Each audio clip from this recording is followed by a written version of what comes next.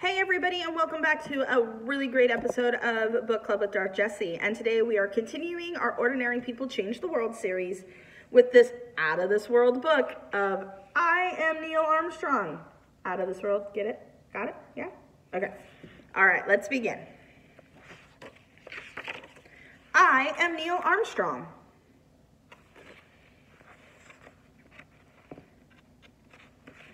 I grew up on a farm with no electricity.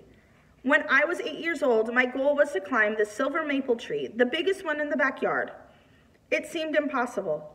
The tree was so big and I was so small. How could I do it?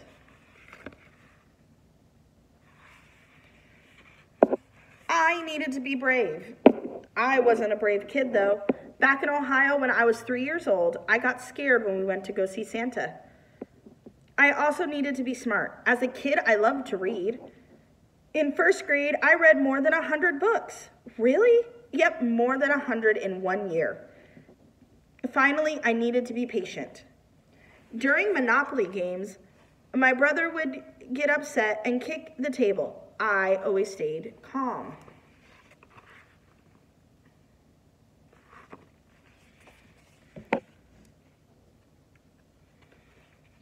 Yet, to climb that huge tree, the only way I could get to the top was this.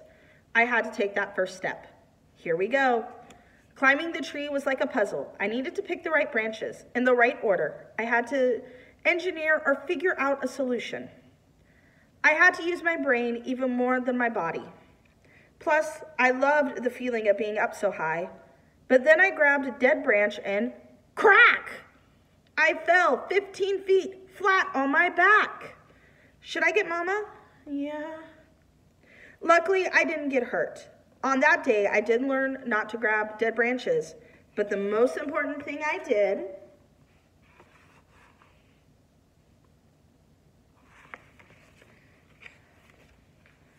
was get back up again.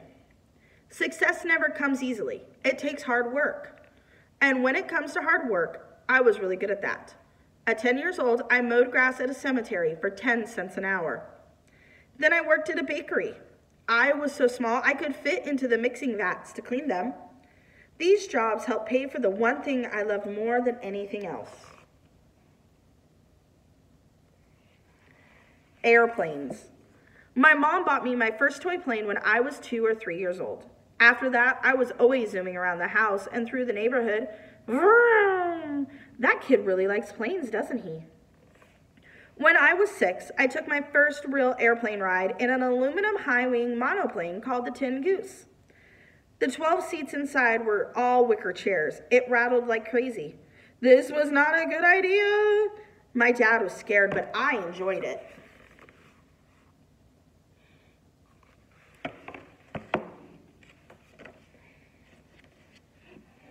I became obsessed with learning about planes, reading about them, and even building them.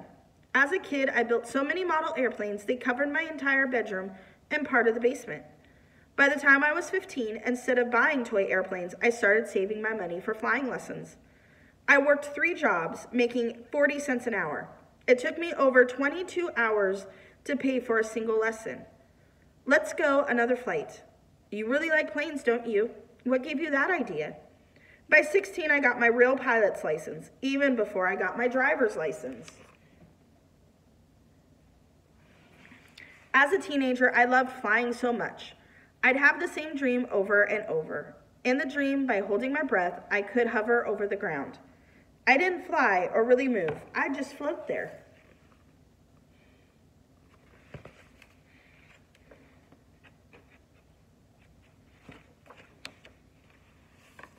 When I got older, I joined the Navy, flying in 78 missions during the Korean War. One of them, my plane lost a wing, so I needed to eject and get out immediately. I'd never taken ejection training, so even though my plane was about to crash, I had to stay calm and read the directions written on the seat. Let's see how to open the parachute. I landed safely in the water. By the end of the war, the U.S. gave me so many war medals, though I never bragged about them. I was taught to stay humble. In college, I studied how to be an engineer, which is a person who designs and builds machines and structures. That love of engineering led me to be a test pilot. At Edwards Air Force Base, we test the newest planes, like this X-15 rocket plane, which went up to 4,520 miles per hour, otherwise known as Mach 6. That's still the fastest anyone has ever moved in a man-powered aircraft. Engineers test and learn, test and learn. By flying that rocket, we learn new things about aerodynamics, how air affects a plane, hypersonic speed, and the best materials to use on airplanes. Making things better, that's engineering.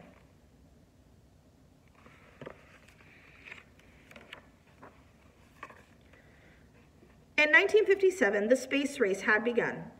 Both America and the Soviet Union were competing to be the first into outer space. The Soviets sent the first satellite into space. Its name was Sputnik. Then they sent the first living creatures that survived space travel, 2 dogs named Strelka and Belka. The Soviet Union was also sent the first human, Yuri Gagarin, into space, though we sent a person named Alan Shepard soon after. America wanted to catch up, so President John F. Kennedy Jr. issued a challenge that year. I believe that this nation should commit itself to achieving the goal, before this decade is out, of landing a man on the moon. A man on the moon? Can you imagine? Not even the Soviets had traveled that far.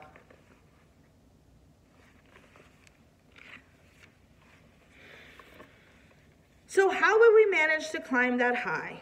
The only thing we knew for sure was this: we'd have to engineer a solution. We needed new ideas, new equipment, and to fly all the way to the moon, we needed a new type of pilot, an astronaut. From all across the country, people, including me, applied to be astronauts for NASA, the National Aeronautics and Space Administration. To check if we could handle space, NASA put us through a lot of wild tests. Here, they shot ice water into my ear to see how I'd react to the cold. And another test, we were put in a black room, no lights, no clocks, and told me to come out after 2 hours. They were testing if we could judge time without tools. I sang this song over and over. 15 men in a bed, roll over, roll over. Since I knew how long the song was, I used it to mark time. They eventually put me in a really hot room where it got up to about 145 degrees Fahrenheit. To keep my body heat normal, I did nothing but sit still. I tried not to even think. And of course, they spun me around and around and around. This is centrifuge training. It lets you feel the speed of re-entering Earth's atmosphere. As you are approaching 15 Gs, meaning the force of the speed pushes against you with 15 times your own weight, your eyeballs flatten and you can't see. He's passing every test.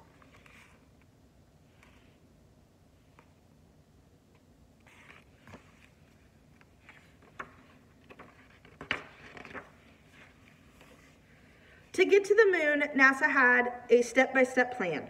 The Mercury mission would take Americans into space. The Gemini missions would take us into orbit around the Earth. With each step, we would get a little further and go a little higher. In March 1966, I was ready for my first space flight on the Gemini 8. The goal was to fly alongside and dock with another spacecraft, so we were both linked together. Look at the Earth from up here. I wonder if I can see my house in Houston. It was the first time 2 spacecraft ever connected in space. Everyone started celebrating the moment we docked, and then suddenly we were undocked again and spinning out of control. Something's wrong. What's happening, Gemini? Are you okay? We were tumbling end over end. There's a short circuit in one of our thrusters. If we can't stop spinning, the force will tear the ship apart. After all those years as a test pilot, I knew how to stay calm. I could keep my eyes on the control as I fired another thruster to stop our spin. The mission had to be stopped earlier than planned. We landed safely, but it taught me another lesson.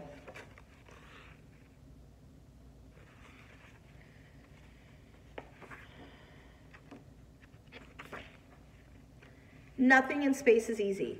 Over and over, there were setbacks and devastating crashes. During a practice session on the launch pad, astronauts Gus, Ed, and Roger were killed when a frayed wire caused an accidental fire.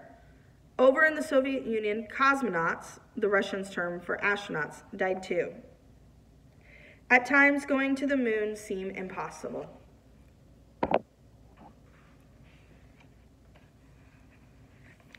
But we never let it stop us. With each setback, we learned how to strengthen the Apollo spacecraft, which was going to take us to the moon. Apollo 8 just made the first orbit of the moon.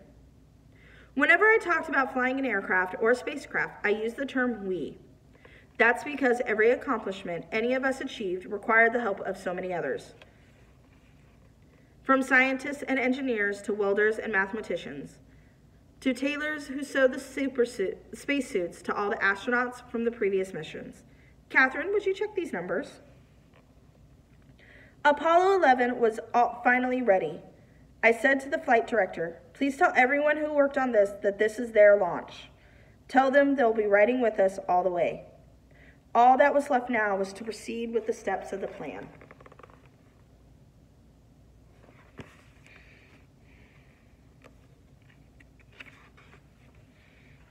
Step 1. The giant Saturn V rocket had 3 stages. When each stage burned its fuel, the next stage would take over, giving us enough lift to get us out of Earth's gravity and into the moon's orbit. We were up here in the command module, which we called Columbia. Command and space modules, there's a lunar module, and then stage 3, stage 2, and stage 1. Step 2. When we reached the moon, the command module would park, circling the moon and staying in orbit. We would move to the lunar module, and then the lunar module would go down to the surface. Step 3. When we were ready to leave, the lunar module would lift off from the moon. It would have to be perfectly docked with the command module. Step 4. Then we would climb back into the command module, fire the rocket on the service module, and come back to Earth. One key question remained.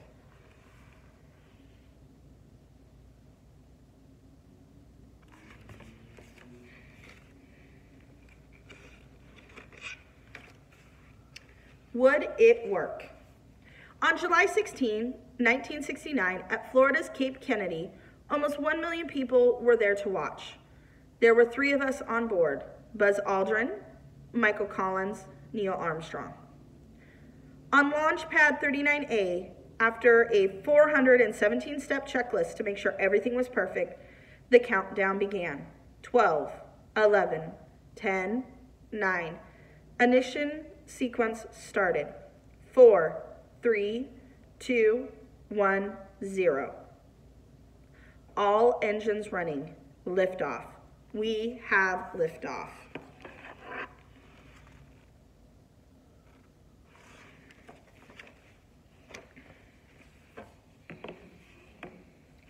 We were going over 24,200 miles per hour as the 3rd stage rocket pushed us free of Earth's gravity. Step 1, Saturn V separates successfully. So how was the view? Look at that sunrise. Get a picture of that.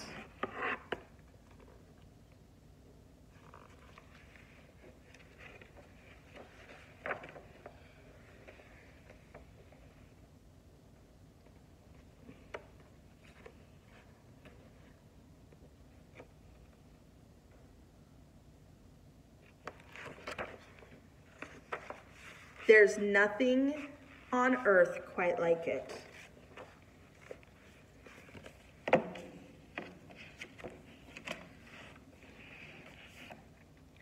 Since there's no gravity in space, everything floated, including our food. So we'd eat our meals out of small bags. My favorite was spaghetti with meat sauce. For water, we drink from 6-foot tube. And to sleep, we would either stay wrapped up in a And to sleep, we would either stay wrapped up in a bag-like hammock or float with a lap belt. 3 days later, our destination was right in front of us. It's spectacular. Hello, moon. Remember our plan? We were still following it, step by step. Buzz and I got into Eagle. Step 2, lunar module, Eagle, heads to surface. Your go for powered descent. Landing was hard. Back then, our radar and instruments weren't very accurate. We couldn't even tell how high we were. I had to use a stopwatch and quick math to figure it out.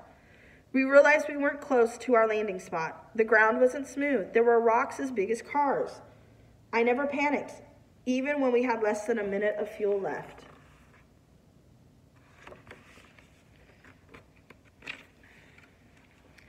I trained my whole life for this moment. Okay, here's a looks like a good area here. The landing was so soft we barely felt it. Houston, Tranquility Base here. The Eagle has landed. Okay, let's get on with it. And now came the hardest part of all.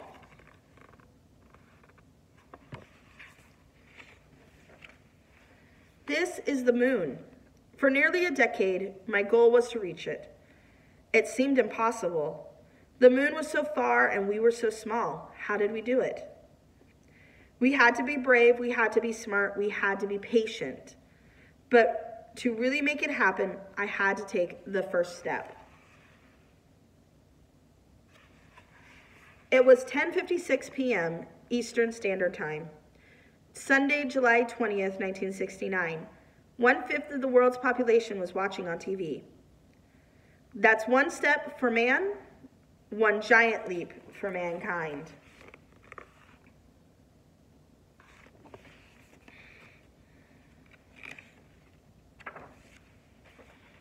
In my life, people called me a test pilot, an astronaut, a space traveler. But to reach the stars, I needed to be an engineer. Engineers search for solutions. They solve problems. How? By testing and failing and testing and failing. It is the key to science and also the key to life. It was never just one small step that got me there. It was the thousands that came before it. We all have moments when we fail, but failure is not an ending. It's an opportunity to learn something new. Whenever you tumble, you must get back up. Every mistake you make teaches you a better way forward.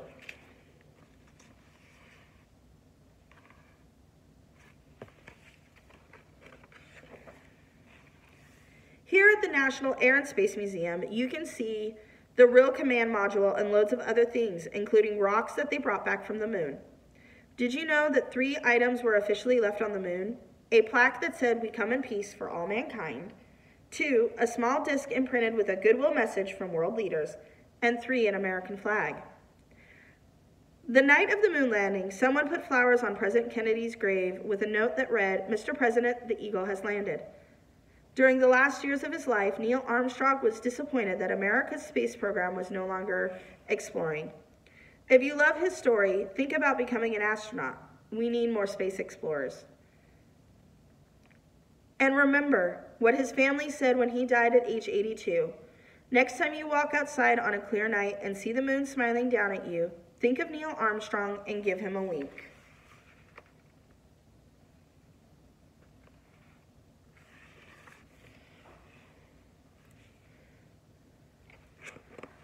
Whatever your path is in life, explore your dreams. Use hard work and teamwork. Be brave and patient.